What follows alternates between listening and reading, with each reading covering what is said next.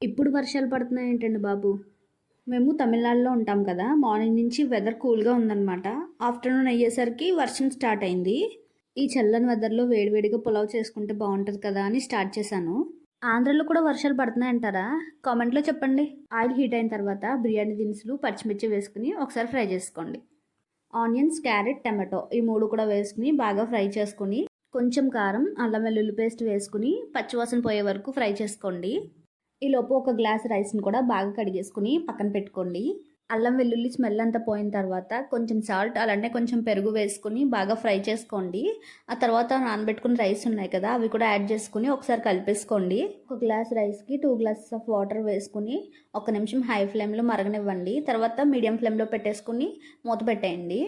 10 మినిట్స్లో పులావ్ అయితే రెడీ అయిపోతుంది. మీరు ఇంకా సర్వ్ చేసుకుని ఎంజాయ్ చేయడమే. బయట వర్షం పడుతుంది కదా, కొంచెం వేడిగా తిందామని చెప్పేసి పులావ్ చేసుకుంటే ఇందులో స్పైసీ ఎక్కువైపోయింది. అస్సలు నోట్లోంచి చెవుల్లోంచి పొగలొచ్చేసినాయి. అదేంటో ఒక్కొక్కసారి రెసిపీస్ చాలా దారుణంగా ఫెయిల్ అయిపోతాయి. అందులో ఇదొకటి. కారం ఎక్కువైపోయిందనమాట. కానీ వండిన తర్వాత తినడం తప్పదు కదా, సో తినేసామన్నమాట. వీడియో నచ్చితే ఒక లైక్ చేయండి. ఛానల్ని సబ్స్క్రైబ్ చేసుకోవడం మర్చిపోకండి.